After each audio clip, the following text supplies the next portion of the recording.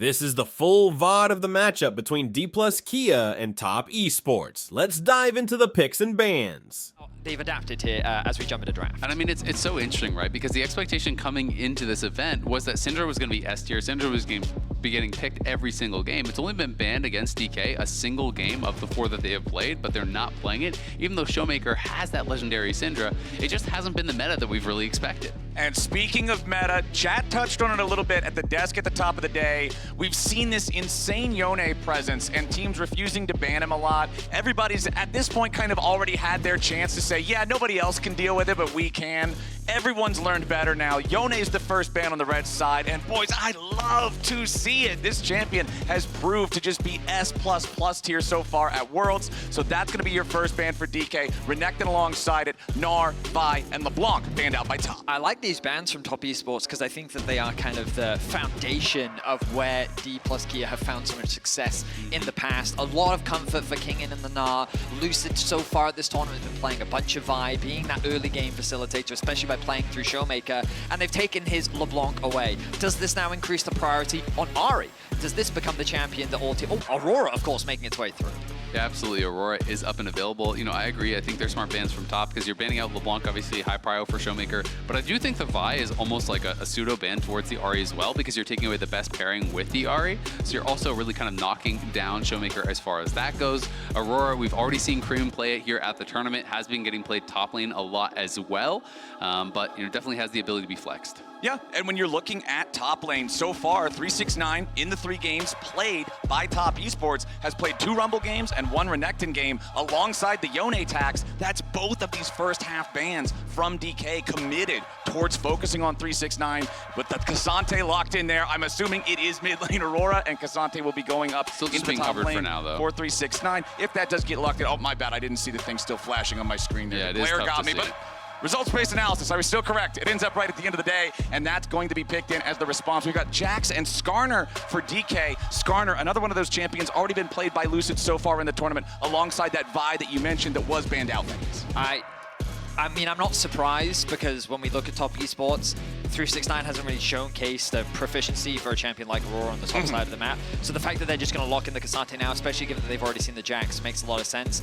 This was a team fighting style that they used to take advantage of when playing against T1 to be able to out-team fight them with the Jhin coming in later from Draculove, but they're changing things up. That time around they had the Skarner. This time around they are going to be running the Xin Zhao in the jungle, one of Tian's all-time most played, a big comfort pick for him, and it's something that, well, I think there was some discussion around would it arrive here at the World Championship, but we're going to get to see it for the first time. Yeah, exactly. The first pick, you know, wasn't picked in play-ins or Swiss thus far. Obviously, very strong early game champion here. You know, can really skirmish well. And if you get ahead, the ultimate can create a lot of space in the late game. You know, can definitely be pretty strong, but it's going to be interesting to see how well Tien is going to be able to perform on this pick, because Skarner does pretty heavily, I think, outscale as far as the utility you have in those late game fights. Dplus Kia prioritizing their support, basically saying that they're very likely going to give Showmaker the last pick so we can see the entire draft. He may be thinking about a Silas once more, but you don't want to have to blind pick that depending on how the bot lane rounds out. Boom, banned out. Yeah, I'm thinking the same thing, it's brother. smart. The Poppy ban away to, well, that makes a lot of sense. I think Poppy in general is quite good into Jax and Rel specifically, so that's going to be removed. They may look to get rid of Alistar. Alternatively, they could get rid of the Leona. Both very meta-engaged supports that also just work well with things like the Jhin. Potentially a Kai'Sa that could come out from Top Esports as well. I like the Alistar ban angle too, considering your opponents have already banned away Silas. Normally that's something that you would love to pick into an Alistar, but no, it's going to be Renata Glass instead, wanting to make sure they don't have that powerful lane bully potential with a couple of aggressive early AD carries alongside the big counter dive in the team fights. Exactly. I mean, you already have 3 melee champions drafted in here. You know, you're talking about potentially even more going in if you're looking towards a Kai'Sa, if you're looking towards a dive champ for Showmaker. I think Renata is a really good answer. And I actually prefer this ban, you know, over a lot of those melee engaged supports because I do feel that there's so many in that pool that are pretty interchangeable. Okay. Yes, I think everyone agrees that Rel is kind of the S tier, but you have Leona, you have Alistar, you have Nautilus, you have all these champions that can kind of just be slotted in and really are fulfilling a very similar role, but clearly Top not wanting to allow DK to get them some of those prime dive champions. The Kai'Sa is going to be banned out in addition to that Silas, which already was banned. So this might change things up, and we are going to get an Orianna here from Showmaker. Oriana. First one of the tournament. So I mean, 5 games, 5 different champs for him. Yeah, when I think of Showmaker, I don't traditionally think of Oriana. He's No. always been that kind of... Think of playmakers and yes, aggressive exactly. champs. I mean, he's Showmaker, Playmaker. That's it goes with the name, right? This is Showmaker, scale to 3 items and look for a shockwave. Yeah, but you have to give the respect to him, even if it's not one of his like most well-known champions. Against Aurora, it's a great matchup. She is so good at bullying a lot of champions, but Aurora really struggles to lane up against the champion. So you're going to guarantee priority in that mid lane matchup. You're going to get to see the AD carry on the bot side of the map. And the top esports ran out with an Ashe Braum, a very defensive but also high pressure lane just because of the range and training potential that Ashe Braum can give you.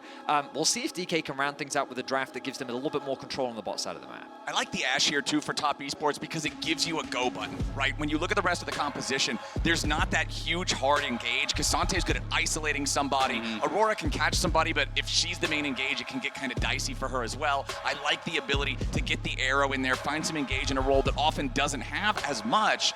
Now let's see what DK wants to do here for this final pick of the draft that they did save for the AD carry role. A lot of the times you don't see this on Red 5, but it looks like DK wanted to save it for the hyper-scaling power of the Smolder. I'm surprised, honestly. I was expecting something like an Ezreal, a little bit more defensively. When aiming gets a champion like that, he has so much agency and control later on into the game. But I'm surprised to see Smolder return to the bot lane because after the repeated nerfs, like the reason why you see it mid top into these safe laners is because he has a rough laning phase. You want that time to be able to scale up, get to that point, but dives, lane swaps, I mean, playing into an Ashe, all these variables make it difficult for pro-level Smolder to get through a laning phase. But Dplus Kia clearly have confidence in the pick. They have another avenue for strong scaling later on into the game. And in terms of their team fighting, Dplus Kia have a great comp. Absolutely. I mean, I think they scale insanely well on the DK side. Aiming, already played the Smolder once this tournament. Was against FlyQuest. It was actually against an Ashe as well. So, is probably pretty comfortable in that matchup. This is the second time he's going to be bringing it into it. And it is going to be interesting. Sometimes in those 2v2 lanes, you can get some pretty good early stacks if you can hit those Ws, especially on a champion that doesn't really have a huge threat of hard engage like the Braum. Every time he's coming up, you can get some free stacks and look to play to scale because their game plan is going to be slow. You have Skarner, Ori, Rel, Jax, and the Smolder. These are 5 late game monsters for DK. Do you guys think we're going to see a lane swap here? Is that the play, or will it be standard stuff? I think it's potential to be standard lanes. I don't think anyone has these massive advantages in the bot lane, but we'll see what they want to look for. My instinct is that if someone's going to do it, it'll be DK. Because I think that the Smolder may want to get out of that bot lane 2 versus 2. We'll keep track of whether or not they choose to do it. For now, it looks like a pretty standard line of scrimmage as we have a look at the runes. Looking across the field, it doesn't look like there's anything too crazy coming out from any side. Prio is a super important thing to think about. The top lane is just going to be this back and forth flow between the Kasante and the Jax. Something that we've seen multiple times before. We're probably not going to pay much attention to that top side of the map. Bot lane, I'm expecting top esports to have that early push, and in the mid lane, I'm expecting it to go in the favor of Showmaker. The thing about these junglers, though, is that Lucid's going to prioritize just full clearing on the Skarner, and as we talked about the swap, you'll notice that aiming is making his way up towards the backside of the jungle, heading towards that top lane, meaning that we're likely going to see the traditional form of the lane swap, but you can see top esports reading the play. They're already moving into the bot side enemy jungle, leveraging the Braum Ashe combo that they do have, knowing it's a strong level 1, but also likely expecting this lane swap to come through. Exactly. They'll use the sweeper. They'll find that ward there in the brush. And unfortunately, we are off to a pause here at the very start. Not exactly certain what the nature of this one is. So we'll try to update you guys ASAP on whatever's going on. And hopefully we can get it back onto the Rift very quickly. Yeah, it's also worth noting Lucid is playing Aftershock, which pretty much always means that you are going to be going towards those more supportive style items. Almost always you do see people going Grasp when they're going to go Heartsteel Sterix and that style of build. So it'll be interesting to see if he is just going to go towards Zeke's or Locket. But every once in a while you do still see people play Aftershock with Heartsteel. Now the viewers at home can't hear this, but it's paused while a sweeper is going off. So we I now hope hear they that can't hear it. sweeper. I really hope they can't hear it as well, because it's rather loud. It's Yes. the sweeper resonance noise. It's Right just, here it's with just us. there. That brush is very swept at this point. That brush is controlled. The update that we have for y'all so far is that the pause is related to potential hardware issues, but we don't know anything more than that right now. So as officials are investigating and figuring out what is going on there, hopefully we can get to the bottom of it, see what's going on. The worst part is we haven't even got to see exactly what's shaking out yet in the game, except for the fact that, hey, the lane swap is on the menu, and that's how we're starting the series off. And I mean, mostly when we've seen these lane swaps at Worlds, it's just to get a little bit of experience, get towards level 3, and then they just swap right back and they play standard lanes after that if you think you have a really poor level 1 or some sort of problem from there.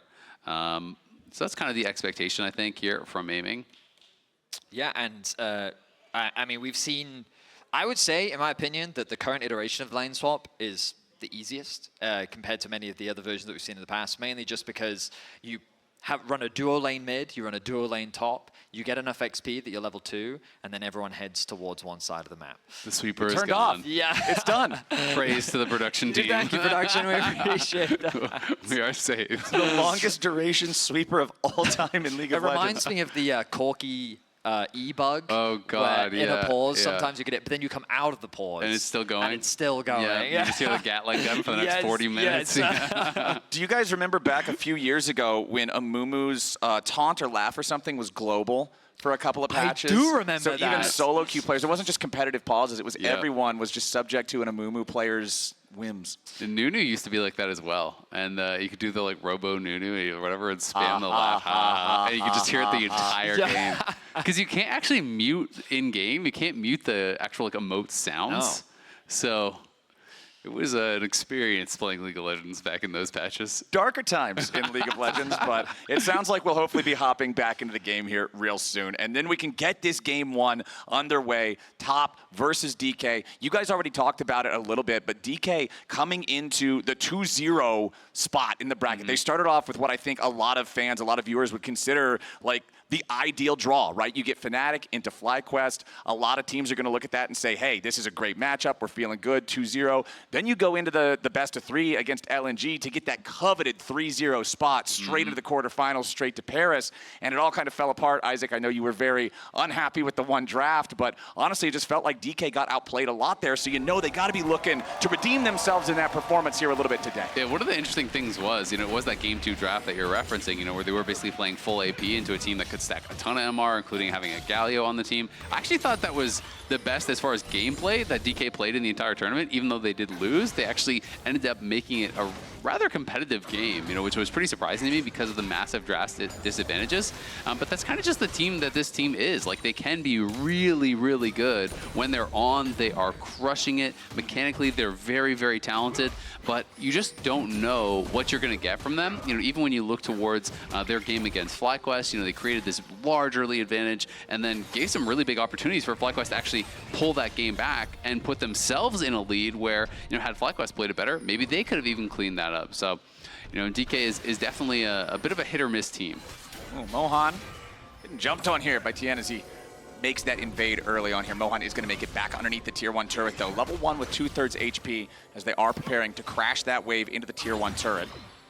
So to talk a little bit more about DK, they have some very interesting stats that we're going to bring up here as far as the gold leads throughout different times in the game that I think are very indicative of their level of performance. Incredible early game, and it really starts to struggle. That's where they start to be more difficult on the coordinated play, but we're going to see if they can pull off his dive. All right, 4v2. King and Mohan got to try to survive this one. Who's going to take the turret aggro here at the very start? Looks like Mako.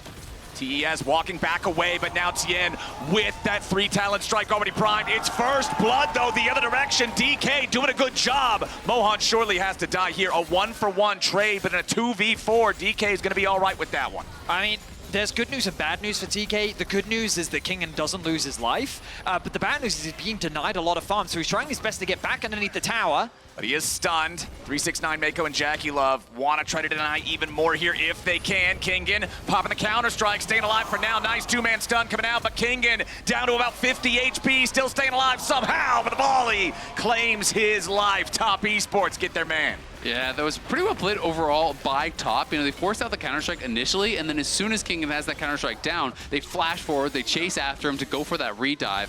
And it was First Blood that did go to DK, but Kingen trying to get back that tower was a bit too far. Again, this is after the initial Counter-Strike had been popped. You can see a good job there by Moham, being able to peel, being able to keep them locked up under that tower to be able to get First Blood.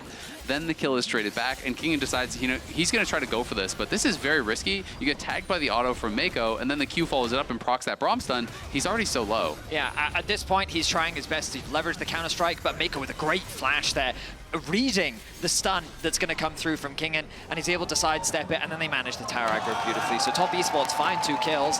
They're happy ultimately with how the play works out. They deny a lot of farm, a lot of XP, and crucially, they get a kill onto 369 to help funnel more golden resources into him as well. Yeah, and it's always painful, you know, for Kingen when you use your TP prior to a dive like that. You know, the TP is down, and you do get punished pretty heavily as a result.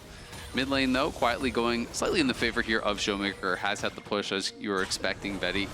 And jungle has really just been Lucid farming it up here. You know, he is about that 1.5 camp ahead here at this point. Now gets another camp. Yeah, exactly. He wins a little bit of a smite battle there for the Wolves as, again, he's invaded by Tien. Kingen's got to be a little careful here, though. Mako showing up to help JackeyLove, who puts plenty of arrows into the Jacks, but Kingen still healing up thanks to the potion, back underneath the safety of the Tier 1 turrets. Tien still hanging around, but Lucid is also here farming up his own Grom. So normally we see these swap backs, right? And the reason why the swap backs are quite important is because of the wave states after all these shenanigans happen. The problem for Kingen is that that wave was bouncing away from him after that tower dive, and so usually you'd bring the bot lane back so they can at least contest the wave, but Kingen now finds himself trying to contest the wave, gets collapsed, and now look at the state of the wave.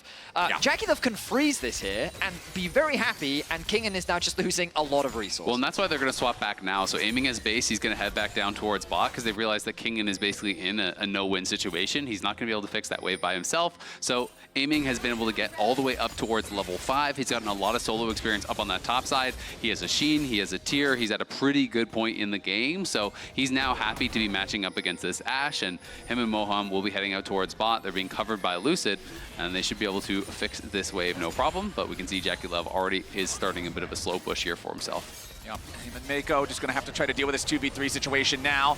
Moham immediately in with a crash down, shattering strike. Mako at 100 HP, and aiming is on the board. A clean gank from Dplus Kia, and just well-timed. Top Esports, rather than setting up for a freeze, they ran the risks of, okay, a swap is going to come through. If they have a stacked wave and they get in underneath this tower, they're going to dive us. So let's thin the wave, push it as quickly as possible, and then reset, spend the gold. But regardless of that, DK still found a window to find a gank. There was no vision in that tri-brush. Lucid was able to get close enough, and they knew that Mako had no flash. So just like that, Dplus Clear equalized the kills. Yeah, and actually, we see the Showmaker use his Shockwave, got a really good trade on Cream, who doesn't have his teleport available. So did lose a couple of minions there as he gets shoved in. The wave isn't quite back yet for Showmaker to push, so it will be a cannon wave as well. So Cream's not going to miss too much here, but Showmaker definitely getting prio there, as we did have a Dragon for Grubs trade up on that top side. Still very, very even in gold overall, with those neutral objectives being handshook, as you're talking about. Aiming 38 stacks, so pretty much exactly where you would expect the Smolder to be at this point. And you've also got to say, JackeyLove now has to be careful for the next couple of minutes. Did lose his flash, obviously got out. It was Mako that gave his life. But now you're looking over, Moham has flash, Lucid has flash, and this is very, very dangerous for that Ashe. Even if you have the cleanse available, it's not necessarily going to matter. So scary for a champion with no inbuilt defenses, no inbuilt utility for escaping, other than just kiting a guy so he never reaches you in the first place. Bit of a problem, though, with all of that engage, all of that gap-closing potential there. 3 minutes until their next set of grubs, 4 minutes until the next Drake, so not entirely synced up, but still pretty close. Moham flashing out of the way as the arrow from JackeyLove immediately flies out, forcing the summoner spell from the DK support. One more auto attack will also proc those concussive blows, and aiming now down to about 1/3 life. Now, JackeyLove as a player has evolved a lot away from this idea of the hyper-aggressive, trading his life for kills type of moniker. He's become a lot more consistent, and I think that was a great example of the controlled aggression that you often see from JackeyLove and Mako. As a bot lane, they still like to fight. They still like to go for those aggressive trades. And they recognize their strength. They know you're still a Smolder. How are you going to fight back against an Ashe Braum? And they just walk up, leverage the level 6 that JackeyLove has. They force Moham out, and then they get a really nice trade onto aiming, forcing him back. So even though he loses his flash, JackeyLove still actually not playing afraid, and with good vision control, they're getting advantages in the 2v2. Yeah, exactly. I mean, they've already taken 3 plates. They're very close to taking that 4th. They just denied an entire wave to aiming off the back of that trade that they did push him back from. So it was a trade, of course, of that cleanse for heal. Mako used his heal to be able to catch up to aiming and get that damage down.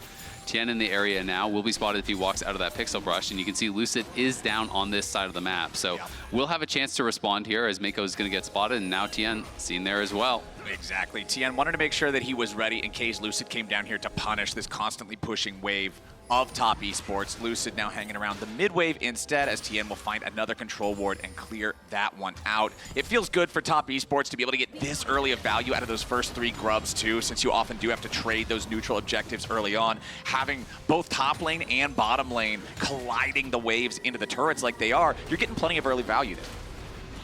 You certainly are. And right now, it's kind of a slow affair, largely because of, well, the compositions. Both teams kind of waiting for those first item spikes to come through. Ash Arrow. Oh, nice Nicely done. shot there from JackeyLove, forcing a flash out of Showmaker. And now they're going for the swath up to top side, knowing that the grubs are spawning in about a minute. Good timing for them, as they can allow that bot wave to be pushed in. They can even put some pressure onto those top tower plates and maybe catch DK off guard. And it makes it so much harder now for DK to actually contest here if they want to, because Showmaker is now missing that flash. So if you show up to this objective fight, could be problematic. Aiming is able to get the push though, and at least does get 1 plate. We'll see if DK are going to look to try to challenge here. 6 grubs can be very problematic, especially when it has been top. That's largely been the ones on the push. Yeah, and you can look, you still don't have the cleanse cooldown for aiming, you don't have the real flash for Moham, and then over on the other side, it's only JackeyLove's flash that is down, but it'll honestly be coming right back up around the time that they've been wanting to contest for those grubs. So things are looking pretty good for top esports around that area. Mako and JackeyLove now also just gonna grab even more money from these plates. 10.5 minutes into the game, you can see on the left side of your screen, it's JackeyLove, 200 gold out in front of anybody And else. you can see King head down towards bots. They're going to try to overload this side of the map. They're going to try to look to farm a lot of these plates. So this is signifying I don't think they're actually going to contest here at the grubs, and we'll see if it's going to be an immediate start for top. They're already going to be able to take the tier 1 top. They will win the race on this, and top just playing the map really, really well. Overall, I think top esports have just been playing the better macro game than DK have in the laning phase. And you'll see the little pink bars underneath the champion icons. Look at 369, a half a level up from Kingen. And that's just come from him moving around the map, being at the right waves at the right time. And Kingen has just kind of been playing catch up a little bit, as top esports have been the proactive ones when it comes to moving around the map. Another pause, and we will see. The one thing I will say is, despite the fact that top has opened up a 1K gold lead, and it looks like they're going to be able to likely get 6 grubs here also, the scaling for DK is really, really strong, so they may feel okay to be down a little bit in gold. The question is going to be, can you actually keep it within reach over this next 10-15 minutes? Are they going to be able to maintain this slight gold deficit, or is top going to be able to really accelerate the game, utilize those 6 scrubs, constantly push these waves, and bring the gold to a level where you can't really compete realistically in the 5v5? So since we have a couple minutes to talk about it anyway, because of the pause, again, not exactly sure what that is yet. We'll let you guys know when we figure out more. That 1,000 gold lead right now, just a little bit after 11 minutes into the game. What does the gold advantage need to be then for top esports when the clock strikes 20 for them to feel confident against this powerful scaling capability of DK, do you think?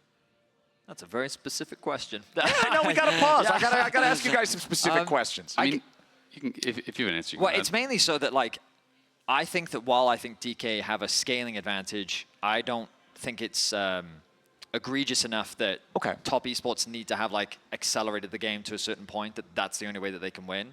Because in my opinion, top esports' composition has great pick potential, right? In particular with Cream and JackeyLove on Aurora and Ashe, you have that great assassination potential. You pick out a target, especially low mobility targets like Orianna.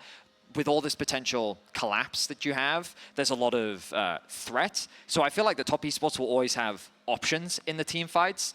It just will get to a certain point in the game where the stacks on Smolder become so egregious, and I think the Jax on a side lane is going to be your other potential problem that DK can look to leverage. The next question then becomes, do you trust DK enough to execute upon their composition? Because I think in this tournament, they've showcased that their setups around objectives aren't always optimal. The decisions that they make on side lanes are a bit questionable. But that's a little bit more intangible. I mean, execution is always more important than scaling. You know, at the end of the day, you have to pilot your champions correctly. But to me, like, I do think there's a very significant scaling advantage for DK. You know, I would kind of look at a 3-item breakpoint here. You know, if DK are able to get their carries to 3 items and they're within a couple thousand gold, I feel like they have outscaled. As long as you are having, you know, those well-executed fights, I think they are significantly favored at that point in the game. The question is, you know, can you execute as well as top? Because as Vetti's saying, there is always going to be those opportunities for picks and for outplays, you know, for a failed execution. But I think it is almost impossible to fight front to back against Orianna, Jax, Rel, Skarner, and Smolder when you're at 3 items if the game is close. Like, it just becomes so difficult. There's so many threats that the counter engage, I think, is going to be ridiculously tough for them to deal with.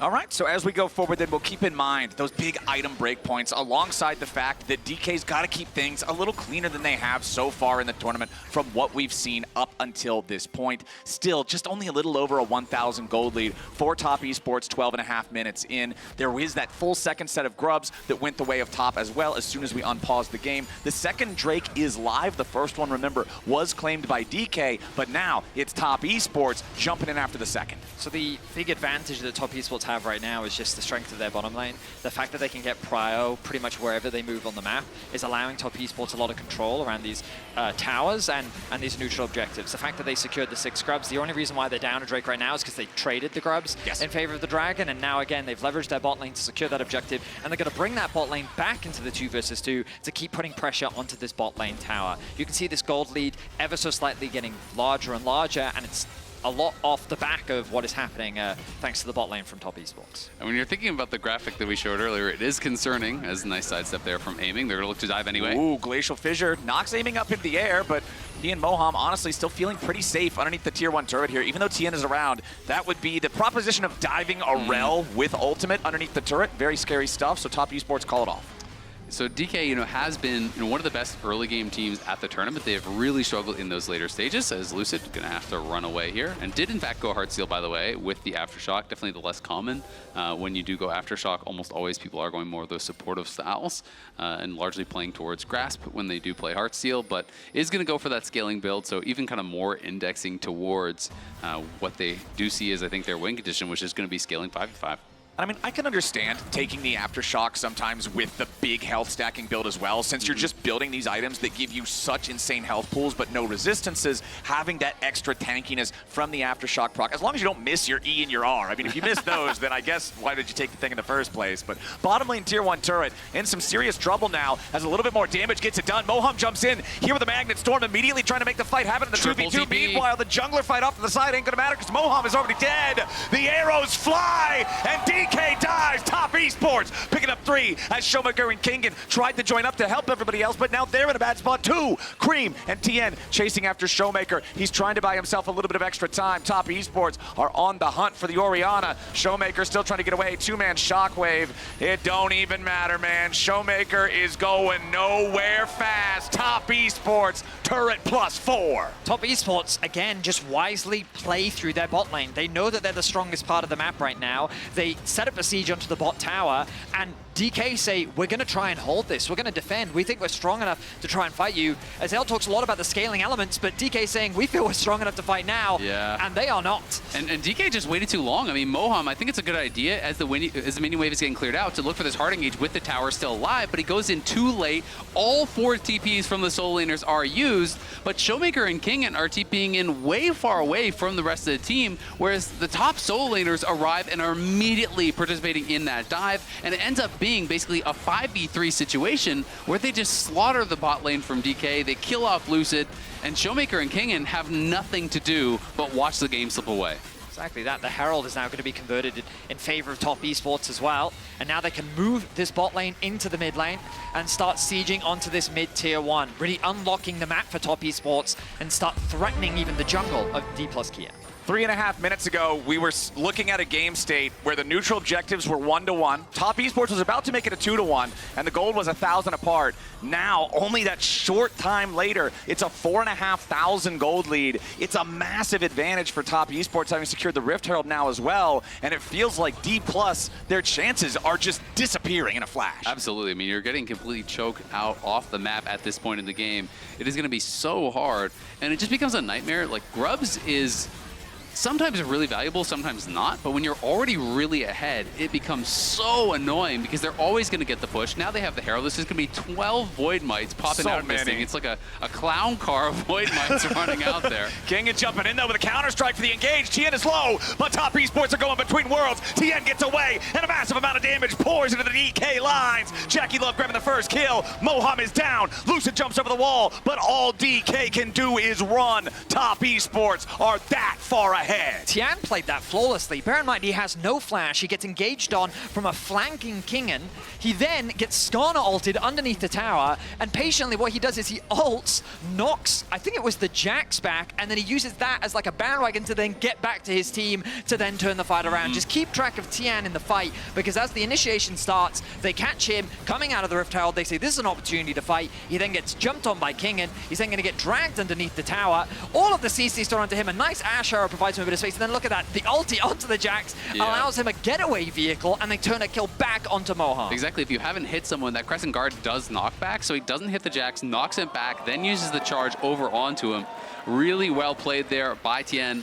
Knew he was going to be in some danger after driving it in, but Crescent Guard is so powerful in these situations. If you can just get aiming and Showmaker outside of that, they can't do anything to you.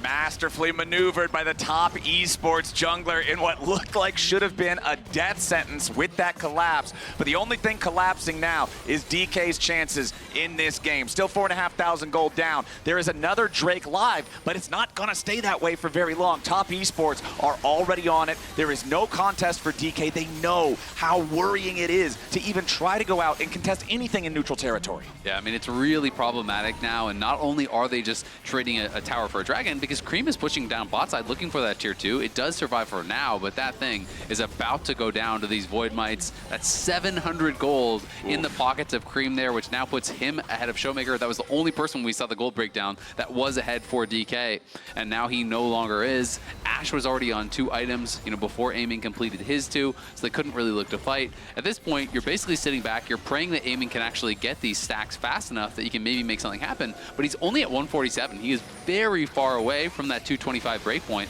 and by the time it comes in, could be too little too late. Tien over the wall, again, maybe looking for a fight. Kingen jumps in for the counter-strike. Jackie Love could be in a little bit of trouble here. Gets away for now. They're locking up the Jax. Kingen can't do it. Moham's about to die here, too. Finally, they get one back on DK's side as Cream gets popped, but Moham's still getting away with only 100 HP. Lucid's here on the front line. Has to try to flash to get out of it. The Impale's going to be flashed back by Tien.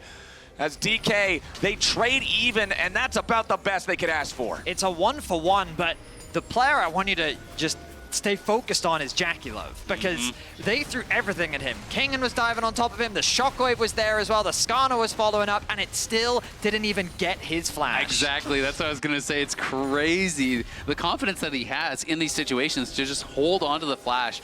He really knows how much damage he can take, the limits he can play towards. It's pretty incredible stuff as Kingen came around on that corner, and you think, okay, he is definitely in trouble there as he gets hit by the Shockwave. He's knocked back, but he kites out. Mako is blocking well for him. Tien is turning and peeling, and they just focus down Kingen. Well, on the other side, yes, Cream does go down, but Cream uses the ultimate to make sure that the rest of DK can never follow up. It's really well played there. And credit to Mako too, the use of the heal as also just like that extra summoner spell that you often don't think of. Like Mako, I mean, the bot lane's just having an incredible game.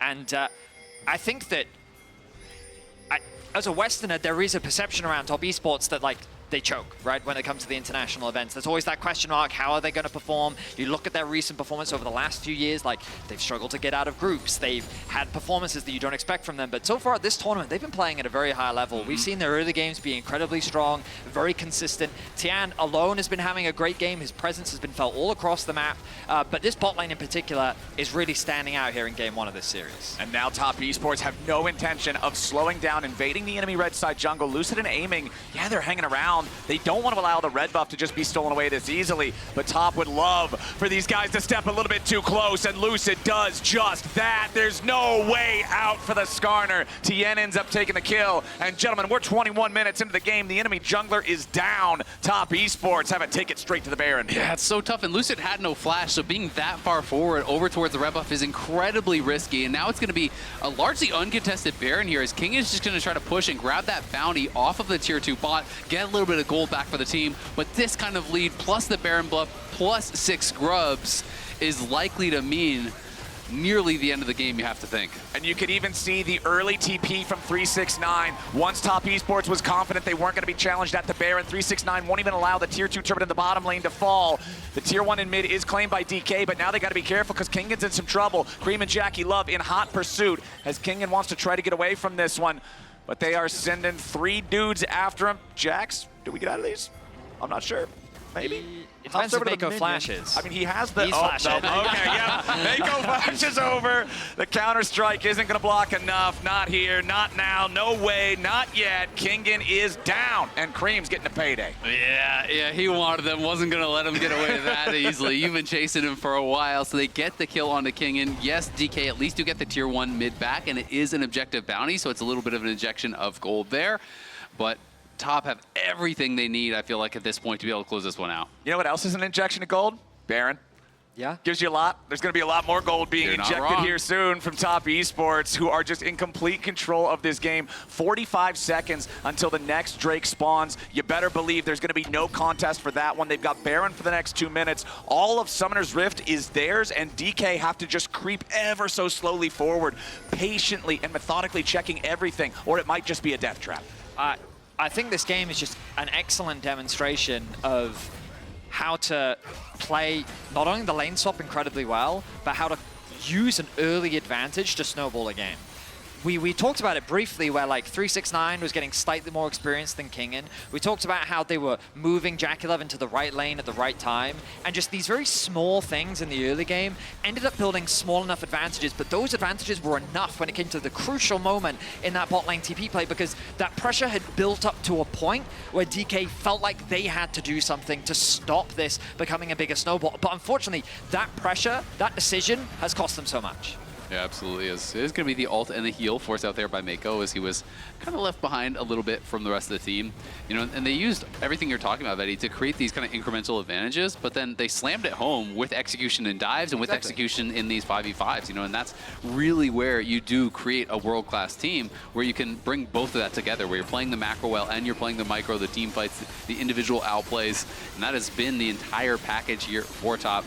They have been looking very, very dominant in this game number 1. And it's nice to see because in the playoffs, the upset that happened against Weibo was definitely unexpected, and I think that this was the level of play that people were expecting from Top Esports, especially after their incredibly strong performance from the regular season. And he's hoping that they can continue this as they continue through the World Championship. Of course, this is only game 1, and right now they're looking like the favorites, but we've always got to come back to that scaling element, right? And if DK can find a miracle pick, if DK can slow the game down in any way, then there are opportunities and way for them still to come back into the game. And I love that you bring that up right now, Vedius, because we just hit the 3-item power spike for aiming with the rapid fire cannon completed alongside the Muramana and the Trinity Force. 222 stacks right now, so just a couple more, and he will be online Smolder. Now, the problem is you're staring down the barrel of a 7,000 gold lead with a soul point status for the opponents. It's a really, really vertical cliff to have to climb right now for DK in this game 1. Exactly, and Showmaker is a mile away from his 3rd item, right? You know, that's another big problem. He's got a book. Kingan doesn't even have his 2nd item yet, right? You know, I do think you need 3 items on all these carries, and, you know, I was kind of looking at that couple thousand gold mark where I do think scaling can take over. They are really far behind, though, at this point, so DK are going to need to have some of those X-Factor plays, see if they can make a miracle happen, find an incredible shockwave, find a multi-man Skarner ult, something like that. Well, they're happy to see that arrow miss. Meanwhile, in the bottom lane, 369 just trying to keep Kingan's attention here while the 4v4 continues up in the top lane. Without the Baron buff, though, it is easy enough, I would think, for Showmaker to be able to clear out most of these waves. Nice use of the Pathmaker from 369 to make sure that Kingen isn't getting the better of him. And when Jax is not winning the 1v1 against Cassante, you are not feeling great with the Jax at this stage of the game. Almost 26 minutes in, 3 minutes until the Hex Soul spawns for Top Esports. But even shorter, it's barely over a minute and a half until the next Baron is around, and Top have total control over Summoner's Rift. Now the good news for DK is they have picked... Best of 3. Well, You gotta do him like that. your quick wit, still sharp as ever, is that? I was going to say that Aiming is playing a champion of all time. And Yes. this champion not only has great scaling, but also exceptional wave clear.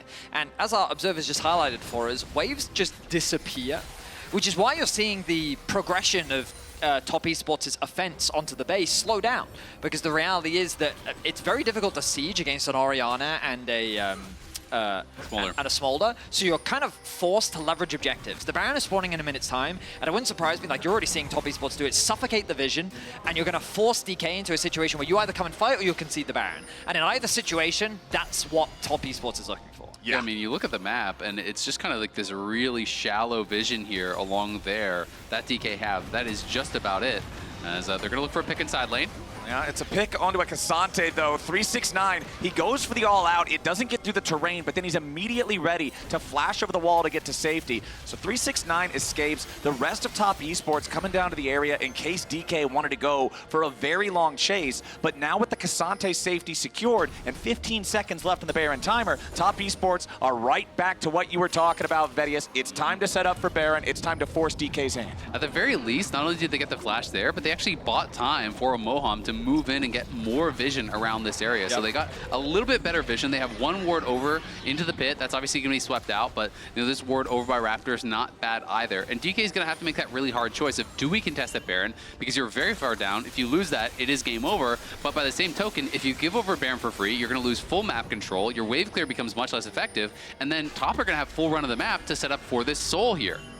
Whoa, nice shot again. That is the second time those. this game that Jackie Love has shot a long-range arrow to force the flash from Showmaker. And I feel like when he's playing it in the LPL, it's the same story. It is ridiculous how good he is at timing out these cross-map arrows. He's so effective at it, just predicting exactly where they'll be based on the move speed. It's really impressive stuff, and now the job for DK gets very difficult. You check too far forward, you die. You don't check far forward enough, you lose the Baron. All right, Lucid does have the flashback up here on the Skarner, but he still has to be so careful. They use Mom just because they don't know if they're already on the Baron, and as soon as the Dragon sees that there's just nothing there in the pit, it's always going to feel bad. The power of paranoia is very effective, yes, especially at the high level, because as smart as you are and as good as you are at League, the reality is that you can't see into the fog of war. And so you need that information. It's crucial. On Top Esports, they're very wisely, they're just starting the Baron. They'll like hit a ward, and then they'll back off a little bit, you know, and they're just like, have we started or have we not? And then DK feel that pressure. And it comes back to what we said at the start of the game, those pedals where you're just putting that bits of pressure on to force DK's hand. DK were actually, pinging heavily over onto the Dragon. They're trying to get the inside track, but they've given up full prio in mid lane, and Kingen is not with them. There is a ward behind the pit, though, where he could look to TP. This is probably the game being decided right here. All right, it's soul fight time. TP coming in from Kingen. Top Esports backing away, but continuing slow DPS onto the Dragon. Kingen on the left flank. Everybody else on DK here on the right. Tien gonna be grabbed there by the Skarner. The objective bounty claimed by Lucid. DK getting it done, but now Cream's going between worlds off to the side while 369 and Kingen duel off on the left. It's gonna be the first kill on Moham. Top Esports are about to lose their mid laner. He's down. Now they're gonna turn right back over onto Kingen. The Jax goes into the Zonias. He's staying alive for now with another beautifully timed counter strike. He flashes back over the wall. DK's gonna try to regroup, but the Ashe has the damage. Jackie Love gets it done, and it's a 1-for-2 trade, favoring Top Esports as the remaining 4 men head back over to the Baron pit. Top Esports crucially got the kill onto Lucid. With the jungler gone, the smite is gone. Dplus Kia played a good fight. It was slow, it was patient, they leveraged their range, they got a good front to back. But when they overchase, that's where the Ashe becomes deadly, as she was able to use that kiting prowess and re-engage to turn the fight in Top Esports' favor. Yeah, it just becomes so difficult, and now the Baron is going to be secured here by Top. Cream was not very effective on that flank. They were able to turn on him, burst him down pretty easily. His ultimate actually only connected on Lucid, unfortunately. He was looking for this big backline flank where he was going to try to get multiple members.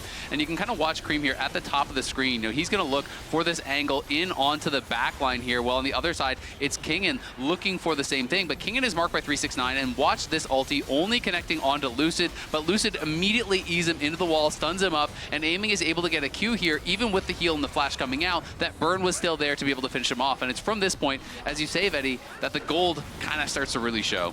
Yeah, once you kind of over-chase, in a sense, towards an Ashe, especially with a Braum there, Braum lands a single Q, the passive then gets applied, and Ashe is like, right, okay, I know this combo pretty well. Once you're in, you don't get out. Yeah, pretty much, and the power of the Freljord ends up becoming very proficient there. So Top Esports, they secured the Baron. That's the objective that they need. They didn't get the Soul, so Dplus Kia at least have a small positive, but now the Siege will come through, and that wave clear that DK have is going to be less effective. Yeah, Lucid may have died, which gave over the Baron, but he also secured the objective steal to make sure that they did not give that Hex Soul, so at least you can count that as a silver lining. But Top Esports are barreling down top lane now. You can see they've still got 369 over in mid for the split pressure. It's still going to take them a while to try to chip through some of this, except for 369 nearly killing. There it goes, the one in mid lane already down as that inhibitor is now exposed. Top Esports happy to wait for the next wave to arrive here in the top lane. Objective bounty claimed in the bot lane at the same time as the tier 2 is destroyed by Kingen, and now Top sees the opportunity to full send it underneath the tier 3 here at the top side. It's already gone. Moham and Lucid going to be taking a lot of damage as Moham's about to be killed. Lucid gets away back underneath the Nexus turrets. Moham's still alive somehow. Top Esports haven't lost a man, and the Skarner's also down. 3v5 for DK. Top Esports claim their first inhibitor. They claim 2 inhibitor turrets. They get everybody out, and 369 is ready to retreat and teleport back into the fight.